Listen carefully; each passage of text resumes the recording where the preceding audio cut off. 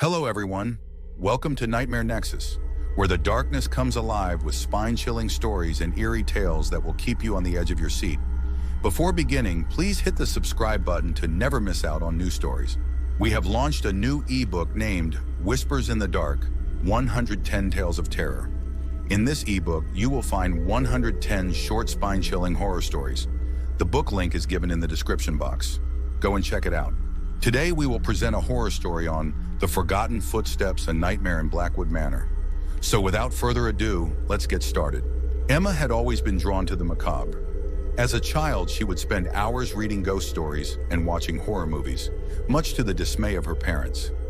Now at 25, her fascination with the supernatural had only grown.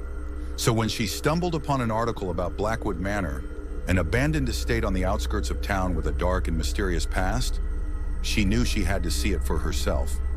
Blackwood Manor had been abandoned for over 50 years.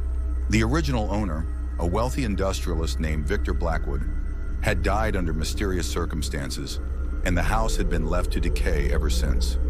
Locals whispered about strange occurrences, lights flickering in the windows, ghostly figures wandering the grounds, and the sound of footsteps echoing through the empty halls.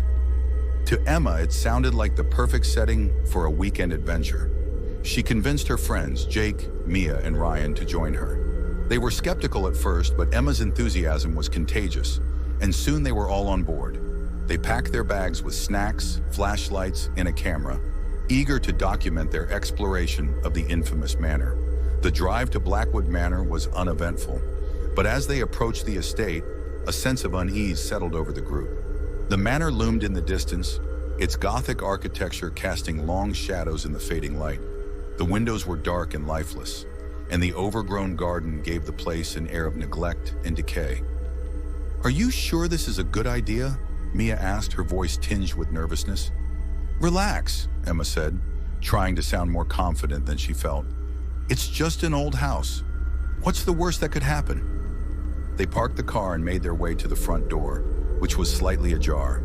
The air was thick with the scent of mildew and decay, and the floorboards creaked under their weight as they stepped inside.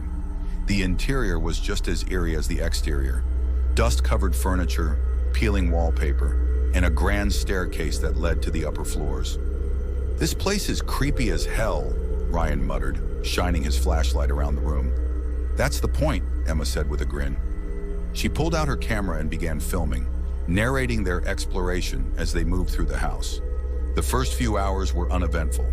They explored the ground floor, taking in the faded grandeur of the once opulent estate. But as night fell, the atmosphere began to change. The temperature dropped, and the air grew heavy with an oppressive silence. It started with the footsteps. At first they were faint, a soft tapping sound that could have been mistaken for the settling of the old house. But as the night wore on, the footsteps grew louder and more distinct, echoing through the empty halls. "Do you hear that?" Mia whispered, her voice trembling. "Yeah," Jake said, his flashlight darting around the room. "But where's it coming from?" The footsteps seemed to be coming from everywhere and nowhere at once. They would start in one corner of the room and then move to another, as if someone, or something, was pacing back and forth. "Maybe it's just the wind," Ryan suggested, though he sounded unconvinced. Emma, however, was thrilled. "This is amazing! We're actually experiencing something paranormal." But her excitement quickly turned to fear when the footsteps stopped abruptly, replaced by a low, guttural growl that seemed to come from the shadows. "What the hell was that?" Jake asked, his voice rising in panic. Before anyone could answer, the growl turned into a deafening roar, and the shadows seemed to come alive, swirling around them like a living entity. The group huddled together, their flashlights flickering as the darkness closed in. "We need to get out of here," Mia screamed, clutching onto Emma's arm. But the front door was no longer where they had left it. The hallway seemed to stretch on endlessly, the walls shifting and warping as if the house itself was alive. "This isn't possible," Ryan muttered, his face pale with fear. The footsteps returned, louder and more menacing than before. They were no longer alone. Something was in the house with them, something that had been waiting for their arrival. Emma's camera, which had been recording the entire time, captured the chaos as the group tried to find a way out. The footage showed shadowy figures moving in the background, their eyes glowing with an unnatural light. The growls and roars grew louder, and the group's screams echoed through the halls as they ran for their lives. In the end, they managed to find a way out. A hidden door in the basement that led to the garden.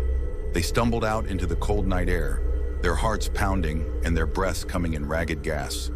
But as they drove away from Blackwood Manor, they couldn't shake the feeling that they had brought something with them. The footsteps followed them home, a constant reminder of the nightmare they had endured.